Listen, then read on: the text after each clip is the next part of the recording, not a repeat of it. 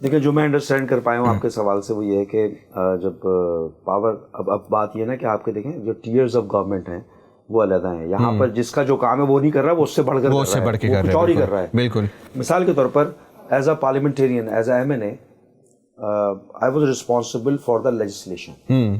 قانون سازی میری ذمہ داری تھی, لیکن میں قانون سازی کے بجائے مجھے گٹر پہ کھڑے ہوئے دیکھنے کے لیے لوگ مطلب وہ عادی ہو چکے تھے, کیونکہ ہم نے ایک ایسا ٹرینڈ سیٹ کیا تھا کہ اس پارلیمنٹیرین جو ہے نا وہ بلدیاتی کاموں میں گھسے ہوئے, آل دو کہ پہلے بھی اور آج بھی یہ بلدیات کا کام ہے. صحیح ہے. پھر بلدیاتی انتخابات نہیں ہوئے تھے ان دنوں میں 8-10 سال بعد. قانون یہ کہتا ہے کہ ہر 3 مہینے کے اندر اگر ٹینیور مکمل ہو جائے تو بلدیاتی انتخابات ہو جانے چاہیے. صحیح ہے.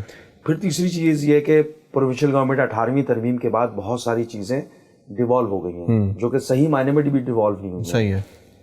تو ابھی قانون سازی, پالیسی میکنگ اور پالیسی امپلیمنٹیشن کا بہت بڑا فقدان ہے پاکستان میں, اور 18ویں ترمیم کے ثمرات جو ملنے چاہیے تھے وہ اس کے ریزلٹس اس طرح نہیں مل رہے. Delegation of authority, delegation of power, decentralization, root level democracy, اس طرف جانا چاہیے تھا. بالکل. انگریز کی غلامی سے آزاد ہونے والے 90% ممالک جن کو کامن ویلتھ کنٹریز بھی کہتے ہیں, انہوں نے اڈاپٹ کر لیا ہے, اس کو کہتے ہیں ایبرڈین فارمولا, اور اس کے بعد اس کے اوپر پوری تحقیقات ہیں.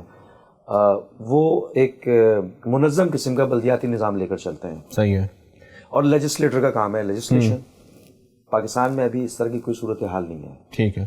پارلیمنٹیرین شاید سیاسی مراد کی صورت میں فنڈ ایلوکیٹ کرتے ہیں, اور اگر فرض کریں کہ کچھ لمحے کے لیے اس بات کو رد بھی کر دیں تو سندھ میں ہونے والا کام جو کہ دراصل 18ویں ترمیم کے بعد صوبائی حکومت کی ذمہ داری ہے, صوبائی حکومت اگر نہیں کر رہی تو یہاں سے الیکٹ ہونے والا جو پارلیمنٹیرین نیشنل اسمبلی میں وہ بادل ناخواستہ اس کو کرنے کی کوشش کر رہا ہے. صحیح ہے. اس پہ بھی قدغن لگا دی جاتی ہے. تو یہ پولیٹیکل وکٹمائزیشن ہے. ٹھیک ہے. یہ بلدیاتی وکٹمائزیشن ہے, پولیٹیکل وکٹمائزیشن ہے. اس کو ریویو کرنے کی ضرورت ہے. اور میں اسی مطلب دل برداشتہ ہو کر میں کبھی کبھار کہہ بھی دیتا ہوں, اور آپ کے پروگرام میں بھی کہہ رہا ہوں کہ یہاں پر ایک روتھ لیس قسم کے 10 سال کے لیے ڈکٹیٹر کی ضرورت ہے جو کہ نظام کو سیدھا کر دے.